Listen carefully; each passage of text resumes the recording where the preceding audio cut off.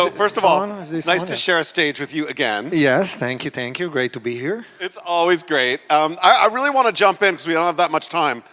Talk about, so you're creating video, you've got a channel, you're doing well, you've got a lot of followers.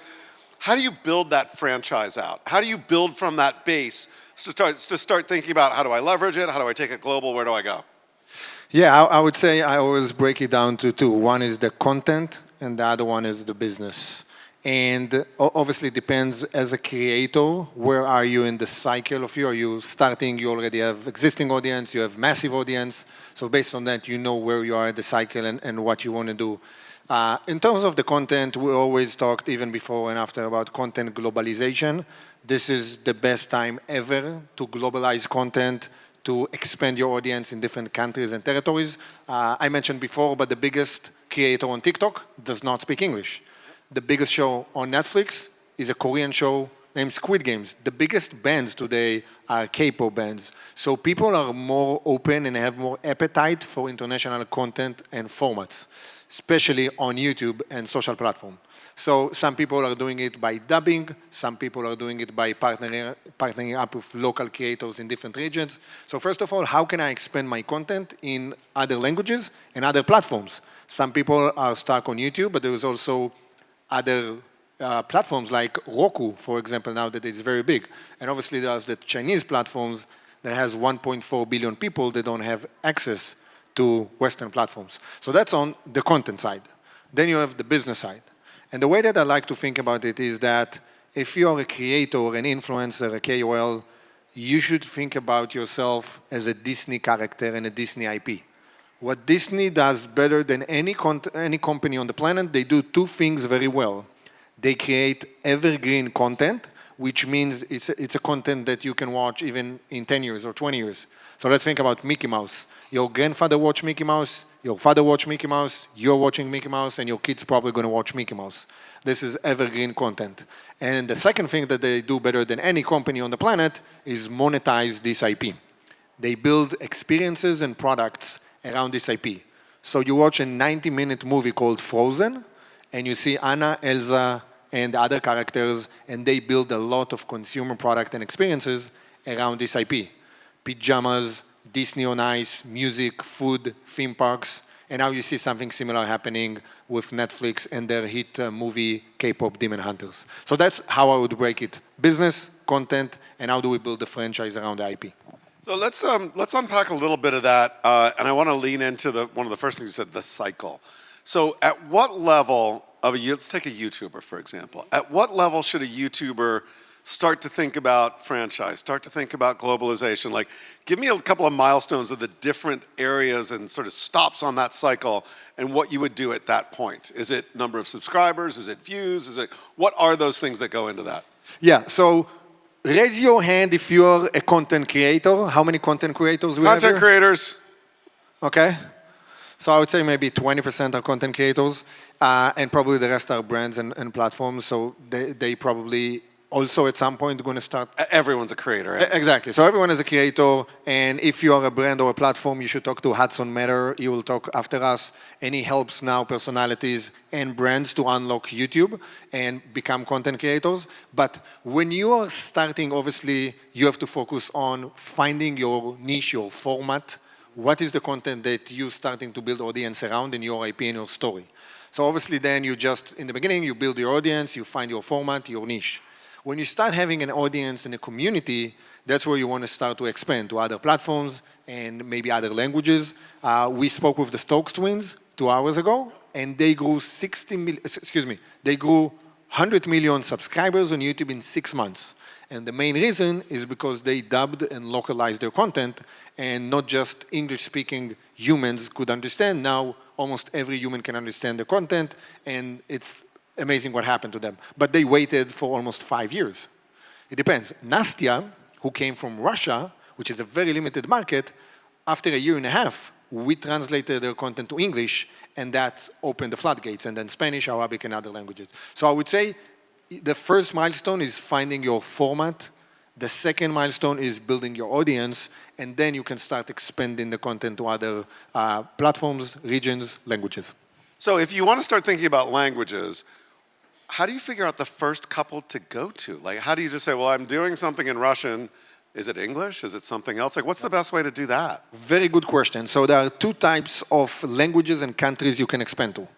Either countries that have a lot of people and low RPM, so which means countries that have a lot of viewership but they don't pay you much for views, or you go to smaller languages and countries but they pay more. So for example, India, the biggest country on the planet in terms of population, has 1.4 billion people. But the amount of money that YouTube will pay you per 1,000 views is much lower than Germany or France or let's say Italian.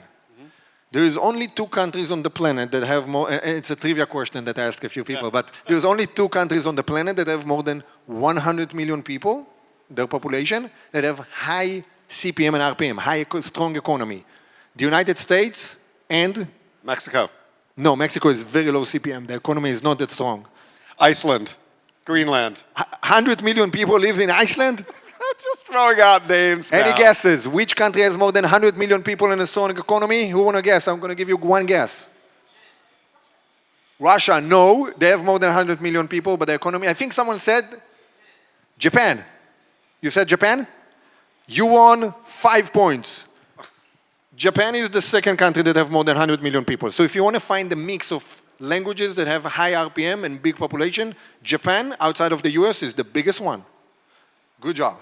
So that's how you think about it. Do I want to get a lot of views or do I want to make more money? If you want to get a lot of views, do you want to jump up your viewership? You go to India, you do Spanish, Portuguese. Yep.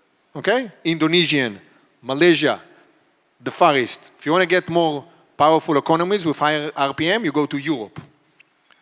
So how do you, like, I mean, Japan is a great answer to the question. Yes. But how do you know if your content's going to resonate in Japan? Well, you can see the viewership that you have on your, let's say, English or main channel. And if you see that you already have a lot of viewership from Japan, you understand, okay, they already like my content even without totally understanding it. So get into the analytics and Correct. take a look at it, and that can give you a sense of where to go first. Okay, so you're out there, you're doing it. Now, you talked about building franchises. You talked about Disney, you talked about SpongeBob.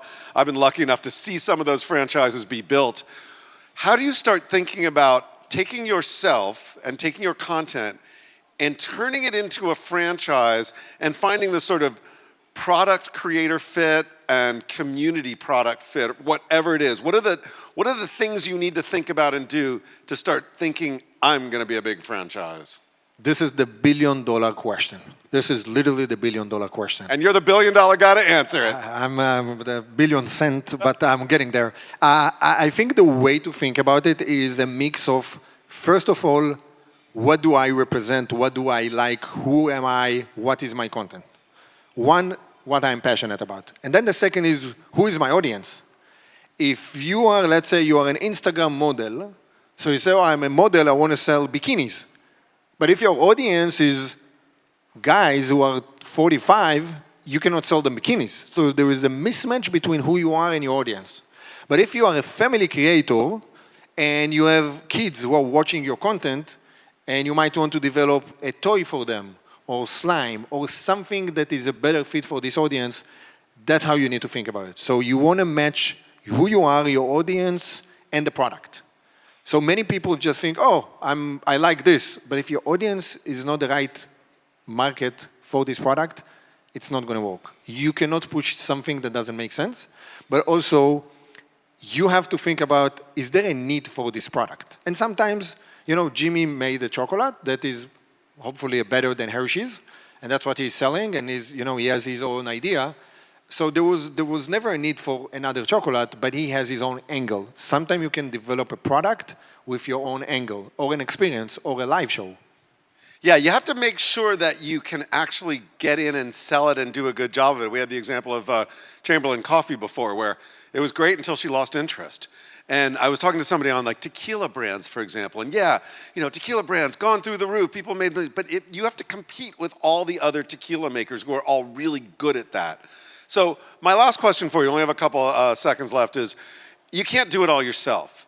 When you go out to your clients and they're starting to think about this, who do you advise them to hire or to bring on to help doing these things? How do you build the org so that you can do the things that we talked about? You can go to different languages, so you can build your franchises. What do you need from an org? Yeah, it really depends on, let's say if you do a licensing deal and you're just licensing your name and IP to a different company, you need to find a great, let's say a great toy company that know how to manufacture toys. But if you decide to build a new company, I would recommend hiring a CEO that has experience in building a candy company or a skincare company. So you really have to think about it as a franchise, and now we're building new company, new IP, and we need to bring the right people because as a creator, your bread and butter is to create content and build your audience and your community, and you have to hire the right people to be with you. And you got to fund it through your current revenue that you're making, as well. I am going to say, first of all, give it up for Eyal. Very interesting, good stuff. Thank you.